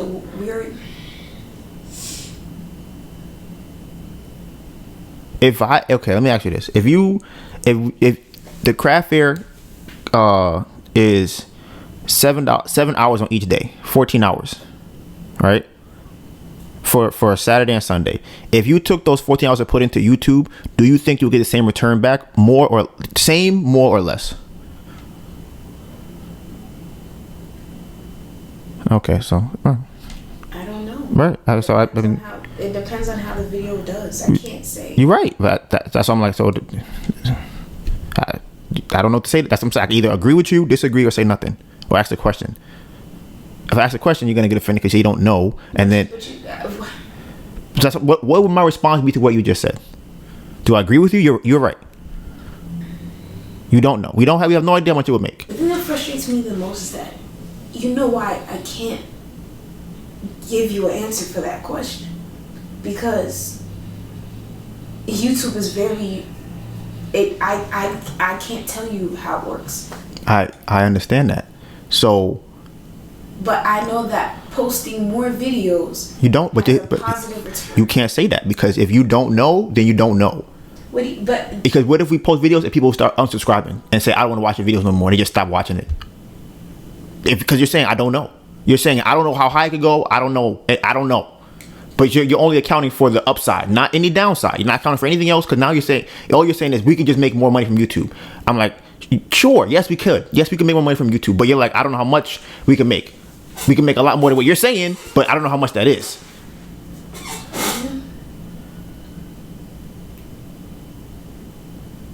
So I'm like, I don't know. Because like I said, when you say that to me, if I say, okay, how much more money can we make? And you go, I don't know. I don't even know what I could say to that. What would my response be? You're right. Okay. It's possible for us to make 10x what we're making now from an amazing video. If we post a video and they get 7 million views, we could probably make thousands of dollars in the next month from YouTube. It's very possible for that to happen. For us to have a video that goes crazy, millions of views, we get thousands of dollars. It's a possibility. Should I make my decision based off of that outcome? Like I said, what I'm trying to figure out is, even outside of this, I feel like something is bothering you about this, and I'm trying to figure out. Me disagreeing with you. I think you could disagree with me without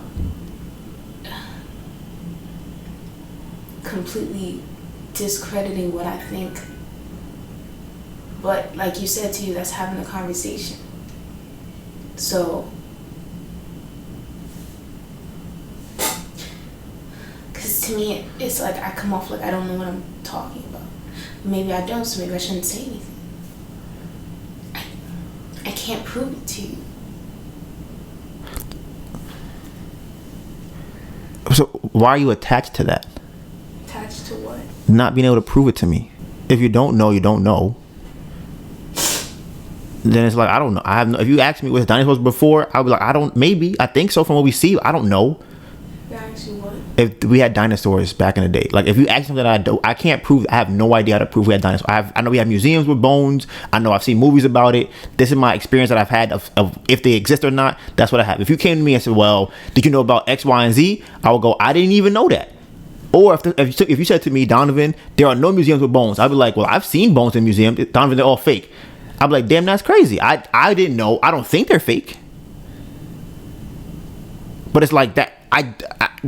To me, this is where the confusion comes from me, is because I don't feel like I'm attacking you. Maybe I am. I don't feel like that. I'm trying to understand what you're saying and where you're coming from and why you're making the choices or the thoughts that you're making. That seems to come off as attacking. So I don't know how. Maybe I should phrase my questions differently. Because like I said, to me, I feel like I'm being neutral. Okay, what about this? How do we do that? Because I give you my answer and then you give me an example that's skewed and then be like, well, what you said doesn't make sense. Or you ask me a question that I can't answer and you know I can't answer. I don't have an answer for it. So, but then why does that upset you? Because I feel like you are trying to I don't think that you're being neutral. It doesn't feel like you're being neutral. But I disagree with you. How would I be neutral? But you said that you're being neutral. In my asking of my questions. But you're not. What do you mean? You're asking to get a certain response. In my mind, I have a thought. You present a thought to me. I go, okay, how does your thought affect this thought that I have in my head? If I think we can only make $1,000 a month on YouTube and you say we can make more than that, I go, okay, that is different from my thought. How do you think we can make $1,000 a month on YouTube? But I never gave you you the number. I know you didn't give. I'm just. That's an example of what I'm saying. How do you? It's a thought that I have that you give to me, and I go, I don't understand your thought. It doesn't make sense to me. But you said that you don't disagree with what I think. You think it's possible for us to make more money on YouTube? Yes, it is possible. Right. So why do you want me to that's why I don't understand why you don't leave it there. Like, do you want me to say definitively that my idea is better than yours? I can't. I don't know what you mean. No, I don't. Why? No. Because that's how. I don't understand the progression of the conversation. Maybe I have to watch it back. But if I tell you what I think and then you give me a skewed example, I'm like, well, that example doesn't make sense. That makes it seem like a certain type of way. I don't know how I wouldn't respond like. Yeah, I guess it's very possible that it just didn't make sense. I don't. This is what bothers me, is I'm trying to understand what it is that you're saying. I'm like, I don't think that. I don't think what you think. Can you tell me why you think what you think? So then that is when we have the problem, because I'm like, I don't think that. Maybe it could be a me thing. Maybe I should. I'm not trying to make you think that. That's just what I think. Who said you trying to make me think anything? I didn't say that. That's what you heard me say. But because you're saying that's not what I think. Right. So I'm trying to understand what you think. I don't understand it. So I'm saying I'm trying to. You do understand it. You understand what I'm saying. You understand where I'm coming from. You just don't understand why I don't have the same thought process. Because why tell me why go? Because I feel like you're pitting the two ideas against each other. Yes. Right. Why do that? Because we are talking about which one is a better investment. Right. And I told you which one I think is the better investment. You don't have to pit them against each other. Okay. So. Okay. You don't have to prove that mine, because by putting them against each other, you're proving one is right and one is wrong. And you don't have to do that. So how would I have that conversation? You can ask me the questions or whatever and still get to that understanding as to why I think what I think without telling me that my thoughts are wrong. Okay, so do you think that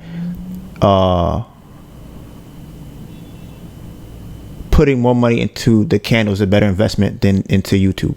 Putting more money into putting more energy resources into the candles is a better investment than YouTube?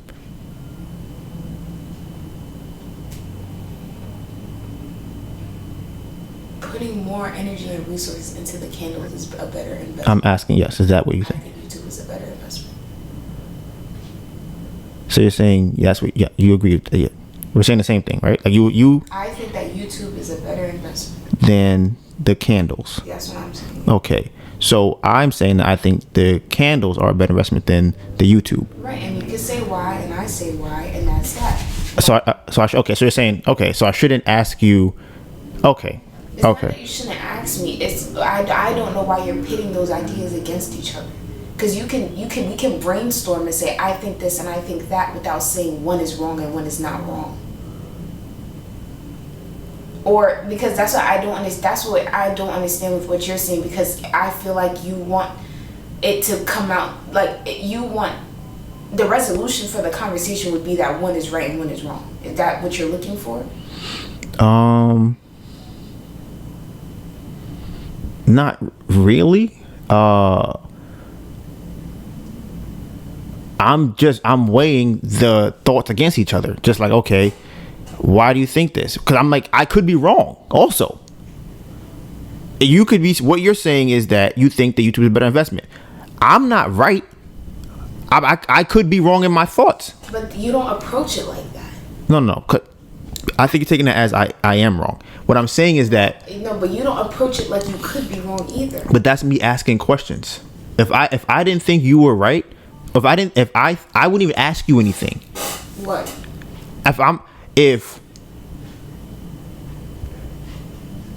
If I don't think there's a possibility for you to be right, I'm not asking you any questions. I'm telling you, this is if you jump off this roof, you're gonna die. I'm not asking you. You're going to. I'm guaranteeing this is gonna happen. If I'm not sure, I'm gonna ask questions. Okay, so why do you think that? Because I think this. So if you think it's gonna make more money, it is arbitrary. It's an arbitrary number. How did that conversation end? What is the solution or resolution of that conversation? It doesn't have to be a resolution. I don't go into it thinking like we have to both agree on one thing or the other. I'm trying to get to a point where I understand why you think what you think. So you don't understand why I think what I think. From my perspective, no. From your perspective, yes. You're saying because you think it can. If you're saying that it's a possibility, then I understand that. I understand that it is a possibility for it to happen. So then why? So what are you trying to do in continuing the conversation? That to me that doesn't solve anything for me. So what are you trying to solve? I'm trying to understand why you think that. But you just said that you understand. From my perspective is what I'm saying. So if I ask you a question. So you want me to change your perspective? No, not really. I want to understand what you're saying, and then I'll weigh it against my perspective. So why didn't you do that? Because when we got deeper into it, you don't want to. You're saying that I just believe it. So I'm like, okay, I can't weigh that against anything. Once we get to that point where you're like, I just think it is. I can't. What do I do with that? Nothing. I can't go. Okay. If you think it'll make 1,000, I think it'll make 15 because of this and this. Okay, well that one doesn't really work. But this one might work. Okay, we go. That's how I look at it. There's a clear-cut answer for everything. Not really. That's a very broad question. I think it's a clear-cut answer for everything. Some things are, some things aren't. So do you think that this is one of those things that it should be a clear-cut answer for? No. So, what is there, like, why is there, like... I don't understand. You said that there's nothing for you to weigh it against. Yes. Why are you trying to weigh it against anything? So that I can understand. I don't think that's an understanding thing. You're trying to see which idea is better. How do I compare this to the idea that I have? That's how I understand something. I have to compare it to what I already know. If I see something... what you already know, not the idea that you have. You don't have to pit the two ideas against each other to understand what I'm saying. And you said you understand it. I understand your perspective. Because if I'm trying to... okay, because I'm going to bring it just to investing in stocks. If someone says, should I invest in Hulu or HBO? Mm-hmm. I go, you should invest in HBO because it has way more content on there. And you can get more for your money. And other people go, you should invest in Hulu. You go, why? I think it's better. Why do you think it's better? I think it is. Why should I invest? Because I think it's better. Do you know why? And then you ask them, well, why should I invest in Hulu? And they tell you that your reason. I understand your reason. You think it's better. That's your reason for why you should invest in Hulu. And now, as a person who's trying to choose between the two, it's like, okay, he thinks it's better. He says it has more content. I have to weigh more content versus I think it's better to see which one I want to go with. This to me, I can't weigh that against anything because it's just like, okay, it's just your opinion on why you think it's better. Okay, that's cool. I can't weigh that to it has more content, it has better reviews, it got more awards on it. I'm like, okay, that got more awards. Okay, I like that. Okay, what about yours? Man, I just like it. You can't weigh those two things together. If you said, okay, this show got 10 awards, this one only got 8. You go, yeah, but they got awards in bigger types of content. This one has only got awards in HBO shows and HBO content. You're like, oh, okay, what else you got? Okay, well, if you like what the person that you asked, if you like their recommendations, like if you trust their recommendations, right, and they say that it's better, and that's all they have to say to you, right, but you trust their recommendations, would that still bother you?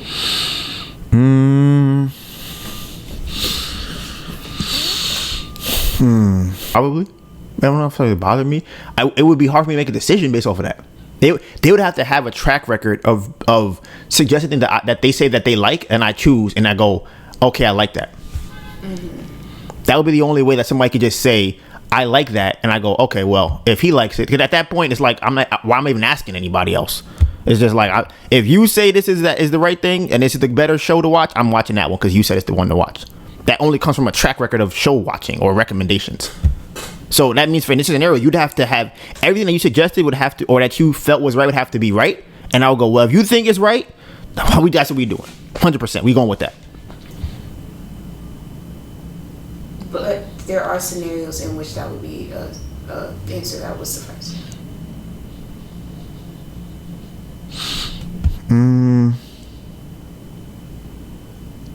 Yeah, I think so. Yeah. So that the answer you wanted, that you got? The answer that I wanted? Yeah, because I'm like, I don't know. That was the end of it. You just acted and that was it. Because you talk about things like they're definitive and they're not. Like what? Because you said that you wouldn't take that as a response from someone. That doesn't make sense. But I just gave you a scenario in which you would. You just talk about things definitively. That's fine because that's what you think, that's what you believe. So it's like... But then my problem is that you can't... Like, sure, you can tell me that when I think is wrong. Or that it's not enough information for you. Or that I disagree. Or that you disagree, sure. You can say I disagree because it's not enough information. Yes. Right, you can say that. But I feel like when we have our conversations, it feels like you are... I feel like you just want to prove that I'm wrong. But that's the thing. How do we have a conversation where I disagree with you? If that's the case, like, that means that you only want me to say I agree with you. Either say I agree or don't say nothing at all. That's pretty much the only option that you give me. You didn't say that you disagreed with me. Okay.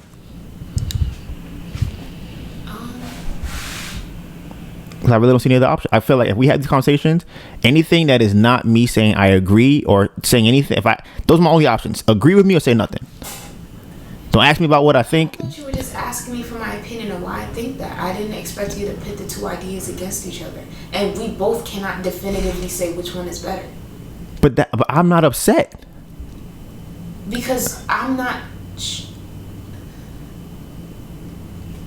I don't think that I was attacking your idea and what I was saying. Do you feel like that? You were 100% attacking it by telling me why you think it's not the best option. That's literally what it is. I think this one's better than that because of this. That's you telling me, Donovan, I think what you're going to do is not going to work because this one's going to work better than that. Or let me rephrase that.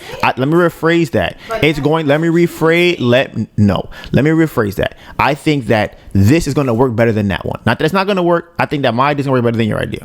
But that's the thing. You rephrased it, but that's how you talk. What do you mean? In terms of what? That's how you talk. Like, you talk in definitives. You talk like this is not... like, you rephrased it because you were thinking about what you were saying in terms of the conversation, but that's how you talk about things naturally. I rephrased it because I know how you were going to take it. That's why I rephrased it. But that's the thing. While we have the conversations, that happens. Mm-hmm. That does not feel good. But, right. I'm not saying that. Right. So... I agree, because here's the thing with what I was gonna say.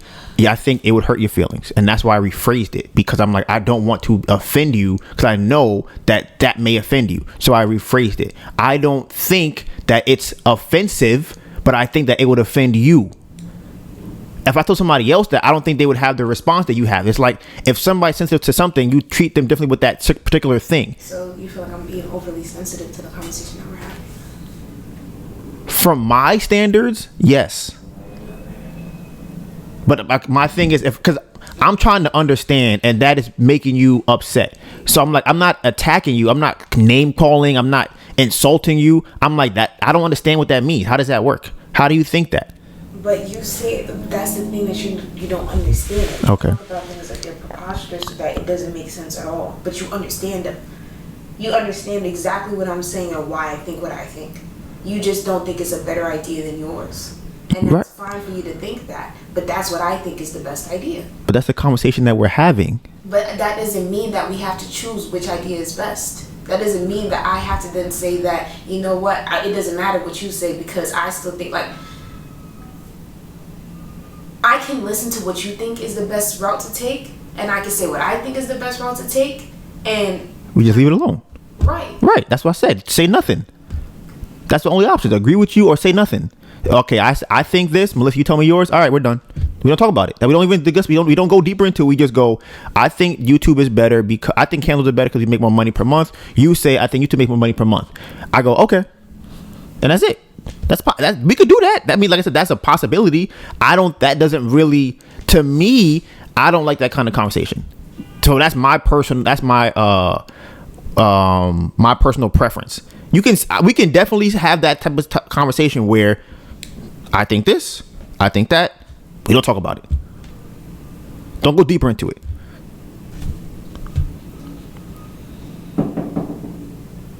Like I said, it's either agree. Yeah, you know what? I also agree that that YouTube will make more money than candles. It's, I hear what you're saying. I think something else. That's it.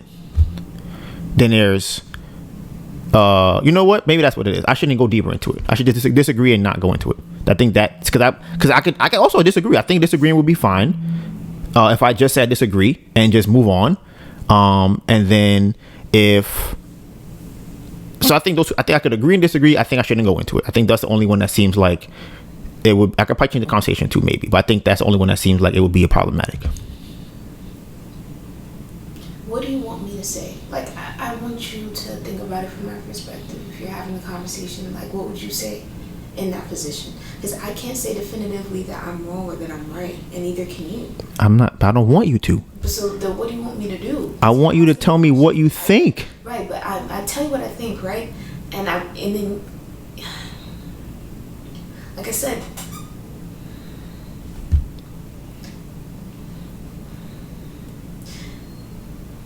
an example is that you think we're going to make more money from the YouTube than the candles. My thing is, why do you think that? Okay, because of what? Like, what are you using to come to that conclusion? maybe I'm just not as smart as I think I am, and that's why we have these problems when we have these types of conversations, because I don't want to come off as being dumb or having no reason for why I think what I think, but that might be the case. Maybe I'm just not, because that's what I don't want to say.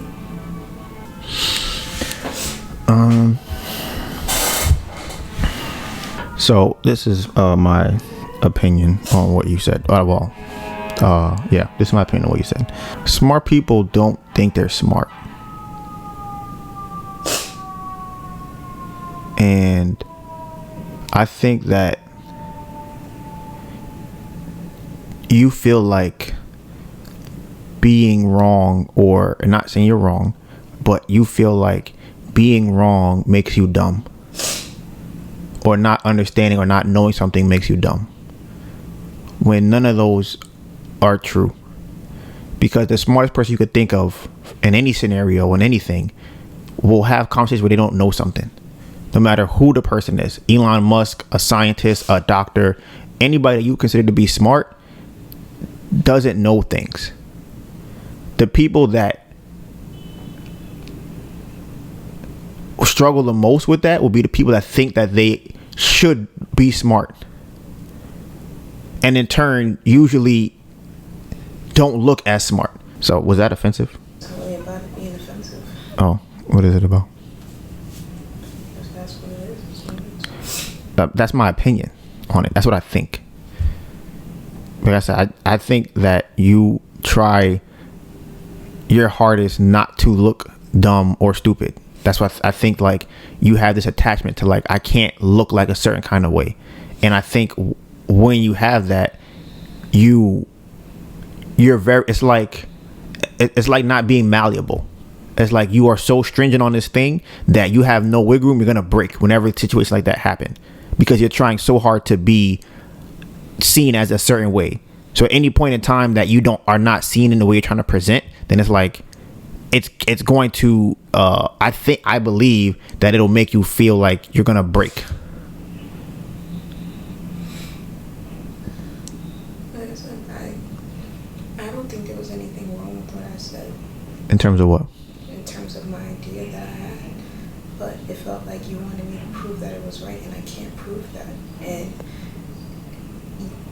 I don't have conversations the same way that you do, so I feel like people are going to perceive me as dumb because I can't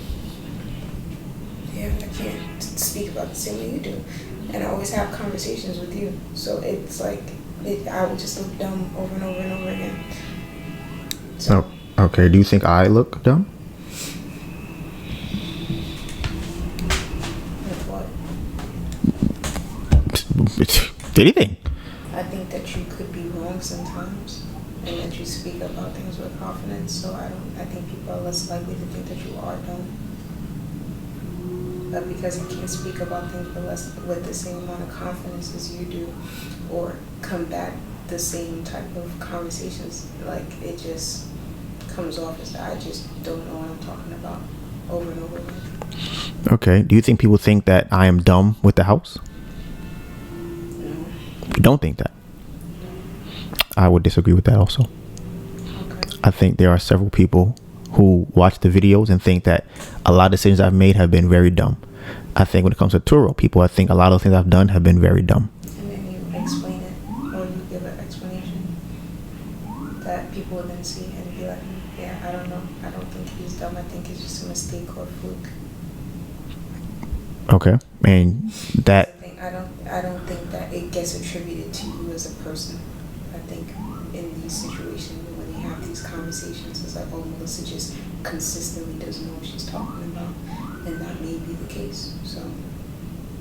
So who am I telling? Like, what story am I giving people that I'm not dumb? Like with Turo videos.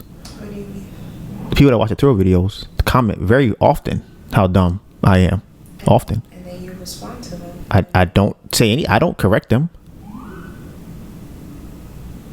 They be like, yo, y'all just retarded. What the fuck is y'all doing? What do you mean you did that? What? Oh, you guys can't run no bit. What are you talking about? What? I just send some emojis and I laugh. Because I'm like, they think I look dumb. It's like, okay, what? Like, sure.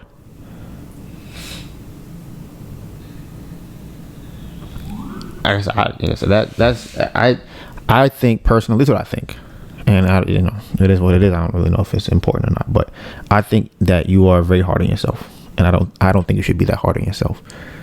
And it kind of frustrates me only because I know how many things that you can do and have done, but anything that you don't do, you feel like you are a failure, and it's been like that since we started talking.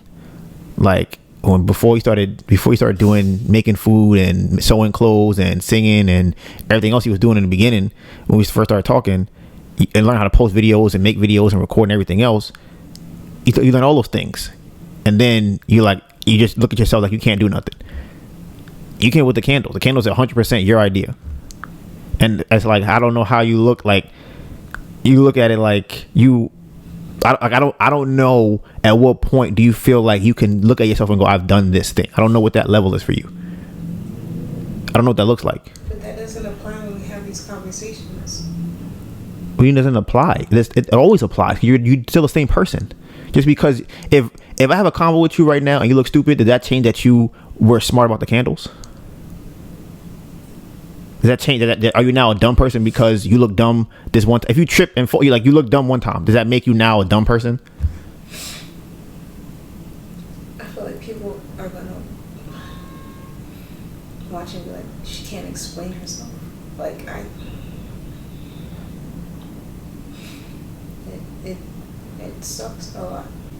But if we keep having this conversation and I keep getting tripped up or feeling some type of way when you just ask me to think, like, I wouldn't say think deeper, but ask me a deeper question about what we're talking about. What does that mean? That means that you are being too stringent. That is my opinion. That's what makes you break. Is because you are trying to be a thing.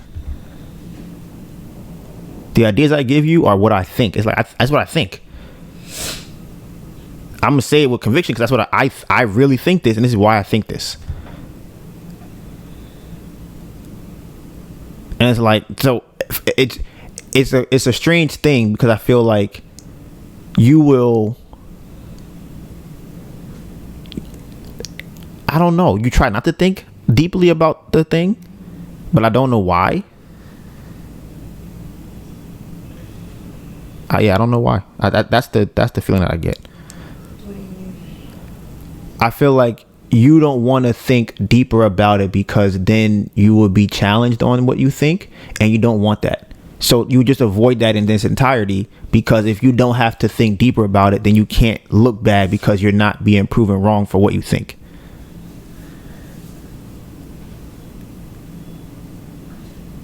Because at the end of the day, neither of us know what's going to work. We could post a video and get 20 million views. We could go to a craft fair and somebody say, I want to buy 20,000 candles tomorrow, and I'll give you a loan for 40K. We have no idea what could happen.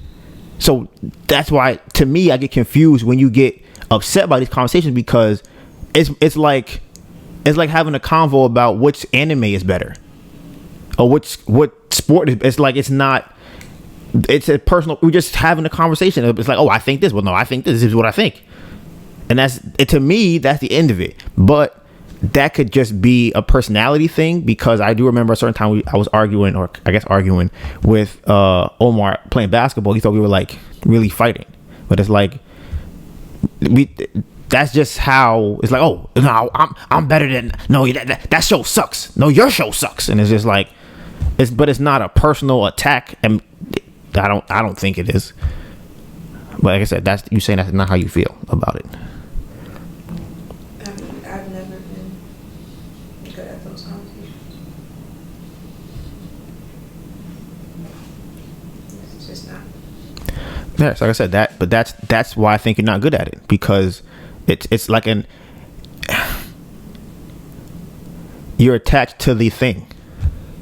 Sure. That's what I think. But that no. But it's not. Sure, I don't know what that statement means. Yeah. Yes, I do not want the thing that I'm standing behind or choosing to say is my thought to be wrong. No, I don't want to be wrong. And I feel like you're trying to prove me wrong in the conversation we're having. That's good. Like I said, I don't think it's a right or wrong. I think it's what you choose. And like it's right or wrong to you, and you have your reasons for why it's right or wrong. And it's right or wrong to me, and I have my reason for why I think it's right. So to me, in my world, in that situation, what you think is wrong, and in your world, what I think is wrong. But the thing is that I fold. If you put enough pressure on me, I fold. Right. That's the perception of me folding every single time we have a conversation. Yes, but that is the reason why. But I can't prove you wrong, so there's nothing left for me to do. But that is the reason. What I'm saying about breaking is that you are you are so tight to what your thought is. You're like, I don't want to think nothing else. So it's like this is it. Even if you get information that proves what you're saying is not true, you're like, I'm sticking to this thing. And it's like, so now you're gonna, if I present something like, okay, well, if you do this, how does that still apply? And that's when you don't want to think about no more. I don't think that's true. I just think that we're both talking about things that aren't definitively true or not true. So, but what does that mean? That I can't. That you're not like you can't prove me wrong, and I can't prove you wrong. Because you're not definitive. But the only time something is proven wrong is when you decide that your decision or your answer is because I think so. What do you mean? Like, if we're having a conversation about something and we're going back and forth and we're like, okay, so you think that this food tastes better? I go, why? Oh, because the salt, whatever is in it. I'm like, I don't really like salty food. I think salty food doesn't taste good. You know, salt to me, it makes me whatever. You're like, oh, I think salt is better because of this. It's like, it's not a personal thing.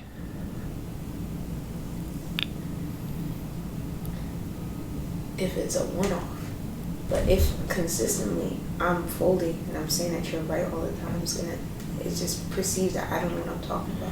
But that's what I'm saying. Funny enough, that this sounds funny. I think that you go into it trying to be right or wrong. I'm not going into. I'm like, I want to know why you think that. So I'm challenging what you think. I don't understand that. How does that hold up to these other thoughts? So you are in it like I'm right. I need to prove that I'm right. I'm thinking this is my idea. I don't understand your idea. I'm not going into it wanting to prove that I'm right, but as we go through the conversation, I don't want to be wrong. That's right. That's not me going into. Okay, so in the conversation, you don't want to be wrong. Yes. That's still a problem to me, in my opinion, because that means that you would rather be right and not taking new information than be wrong and taking new information. But I still think what I think. Does that make sense? But you can't. But that's what you think what you think because you don't want to take in new information. No. Yes. How do you? Because you are like, I would rather be right to still be right than to take what you're saying and possibly be wrong. No. I think what I think is right. I just can't prove it to you. If I feel like what you're saying is right or makes more sense, I'll be like, okay, I see what you're talking about. Is that true? Is that not true? Yes, I guess. I think that I still believe in my thought in this scenario. I just can't prove that it's better than yours. But I think that that's what you're looking for from me. Because this is my thing. This is what the confusion comes in. When you say I think this, and I go why, and you go I don't know. It's like, okay. But the thing is, like, you don't know either. So we're both speculating, right? Yes. So I could speculate and say I think that we'll get 100,000 views or blah blah blah, or you could say I think we'll get a whole bunch of candle orders. Yes, orders on the website. We're both speculating. I could throw if I wanted to be right, I could throw whatever number it is out there and be like, well, you can't tell me that it can't happen. That's what you do. Right. That's what you do. You say, Donovan, you know what we could do? No, because you're putting everything into how you perceive things. You want to hear things in numbers and times and dates and frames and stuff like that. I can't give you that, but I can tell you that I intuitively feel like this is the right thing to do, and I feel like we're going to get the most return out of it because of already what we're seeing now in terms of like how much money that we are getting or whatever. That's fine. That is fine that you think that. But what you have to understand that if you hit this goes back to another conversation that we be having. If that's how you feel, then don't have conversations about what your thought process is on stuff. Because if you're asking me questions, Donovan, I feel it. I just feel it. Don't even, because if you're gonna get to a point where I'm like, hey, I don't understand that, and you can't get to Donovan, I have no idea. I just feel it. Why the candles gonna sell? I don't know. They're gonna sell. How you know? I don't know. You sure? I don't know. All right, cool. Let's see. We're gonna see what happens. They do well. Cool. That's great. You felt it. You don't know why you felt it. It worked.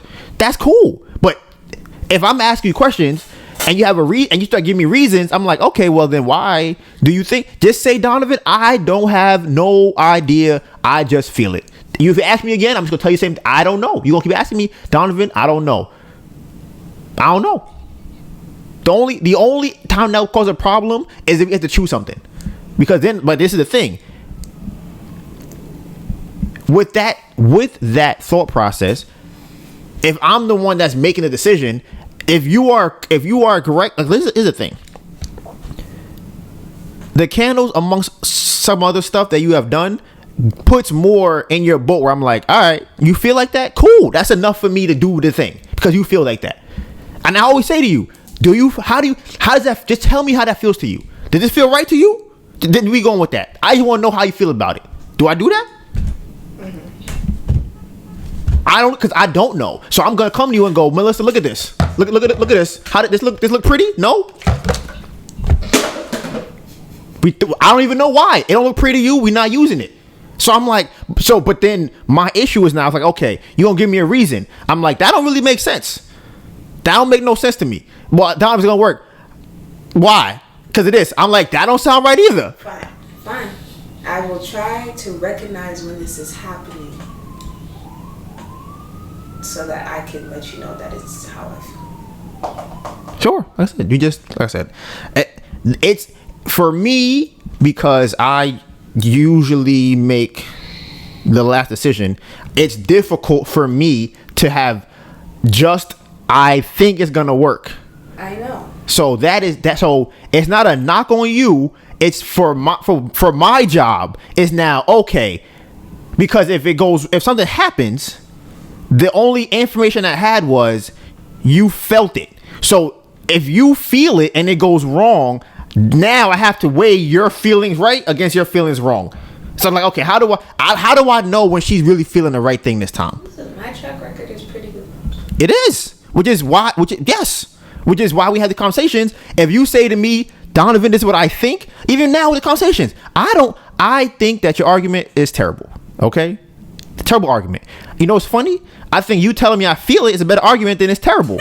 but it's a better argument for you, because when you say I feel it, I'm like, okay, that I could. You have, like I said, you have enough coins in that bucket for me to go, okay, you feeling some stuff, but let's not get it with bigger things. So we're not gonna act like you don't be feeling stuff. And I'm like, Melissa, that's not what's happening. That isn't what wrong, whatever the case might be. But with larger things, I have said multiple times, like, that's why, like I said, we get to go deeper into that. A lot of times I'm just like, here, look at this thing. 2 hours. Right, though. It's a long podcast. If you want to watch it, I can watch it. I'm gonna go through the rest of the stuff on here. Actually, not really a lot of stuff, but so it's gonna take me forever to edit. It's gonna take me forever to edit. Yeah, I'm not. I was gonna say something else. I'm gonna just leave it for next week. Hopefully, next week in the podcast, we have it where Melissa and I have the house listed. So you can find all the behind the scenes content on our social medias. Mine is DonivanGray, DonivanGray, and my phenomenal, beautiful, amazing girlfriend Anita Byrne, ANETABURN. Okay, you know what it is. Hashtag Bamboo Project 2022. Excuse me. All right. Hopefully, house will listen next week. This video is gonna take me forever to edit. And with that being said, Bamboo Project out.